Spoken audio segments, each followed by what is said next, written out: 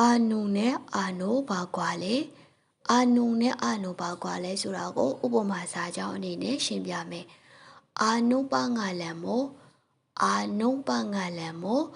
အာနုအပငါလံမိုမင်းနာမဲဘယ်လိုခေါ်လဲပထမစာကြောင်းမှာကအာနုဆိုတဲ့စာလုံးနဲ့ energy ဆိုတဲ့စာလုံးကိုပေါင်းထားတယ်ဒုတိယစာကြောင်းမှာက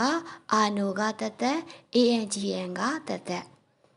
အဲ့တော့ဒီပထမစာကြောင်းကိုကြည့်ရမယ်ဆိုရင်အာနုနဲ့ angn ကိုအတူကောက်ရေးထားတာပေါ့နော်အဲ့တော့ဘာကမှန်လဲဆိုရင်တစ်ခုလုံးကမှန်တယ်ဒါပေမဲ့ grammar ပုံစံအရဆိုရင်တော့ဒီဒုတိယစာကြောင်းကပုံမှန်တယ်အာနုအပငါလံမို့မင်းနာမဲဘယ်လိုခေါ်လဲ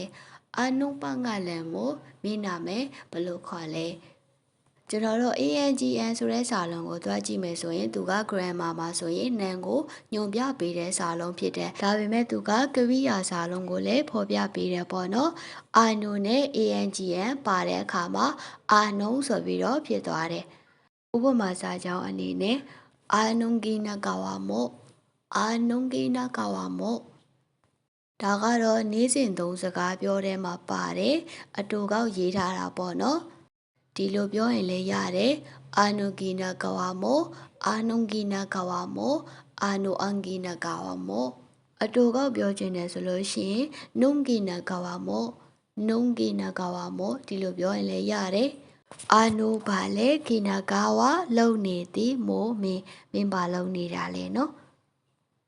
ဒီနေရာမှာသိထားရမှာကကျွန်တော်တို့အလုံးအကင်ကိုမေးမယ်ဆိုရင်တဝဘာဟိုနဲ့မေးရမယ်အာနုအန်တဝဘာဟိုမို့